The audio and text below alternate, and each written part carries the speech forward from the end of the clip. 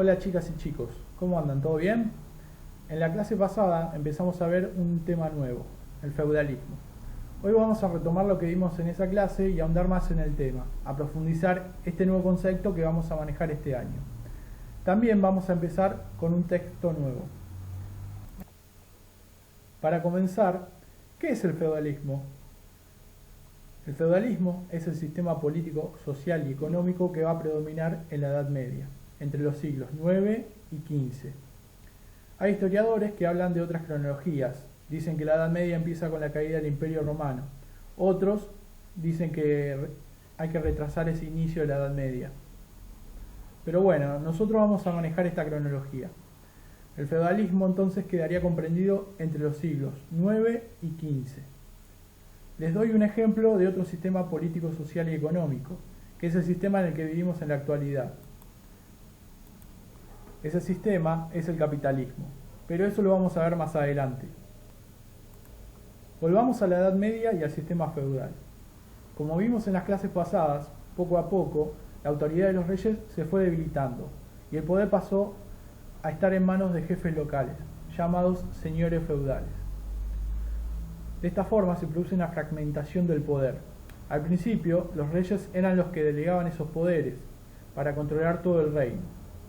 Pero lentamente, los señores feudales van a tomar esos poderes como propios y hacerlos hereditarios, es decir, que pasaban de padres a hijos. Esto traía enormes ventajas. En lugar de gobernar un inmenso territorio, como un reino o un imperio, bajo el control de una única persona, los reinos se dividían en territorios mucho más pequeños, llamados feudos o señoríos, que estaban controlados por estos señores feudales. Recordemos que estos señores feudales podían ser laicos, pertenecientes a la nobleza, o eclesiásticos. En este caso, el abad o el obispo actuaba como un señor feudal, recibiendo rentas o ejerciendo justicia sobre los campesinos que vivían en su feudo. Los eclesiásticos también eran de la nobleza, pero pertenecían a su vez a la Iglesia Católica. Esta imagen ya la vieron en la clase pasada. Los condes, los duques, los obispos y los abades fueron convirtiéndose en la nueva clase del poder feudal. Esta nueva clase construía su poder sometiendo a los campesinos, apropiándose de sus tierras e imponiendo así un nuevo orden social. Poco a poco dejaron de actuar como funcionarios del rey y comenzaron a considerar como propios los poderes que provenían de sus funciones. Luego transmitieron en herencia los cargos a sus hijos o los traspasaron a otros señores feudales, en porciones de territorios denominadas feudos, a cambio de fidelidad o algún otro servicio. Los señores feudales no pagaban impuestos ni rentas, construían castillos, se adueñaban de las iglesias que había en los territorios bajo su control, dictaban sus propias leyes y cobraban rentas a los campesinos que trabajaban sus tierras. Así se fue constituyendo la nobleza, tanto la laica como la eclesiástica.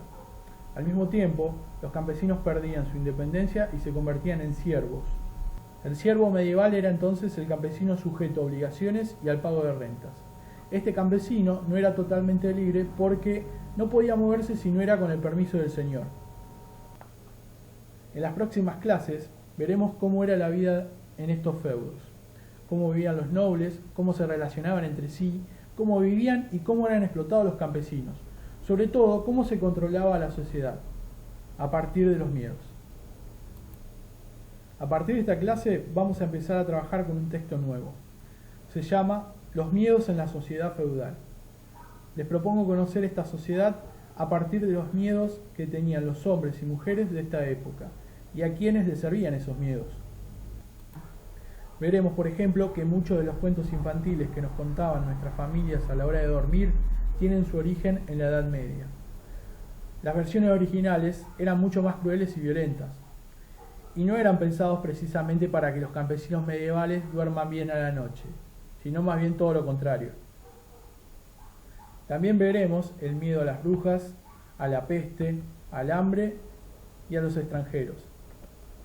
A partir de sus miedos indagaremos y reflexionaremos sobre el feudalismo y cómo funcionaba esta sociedad.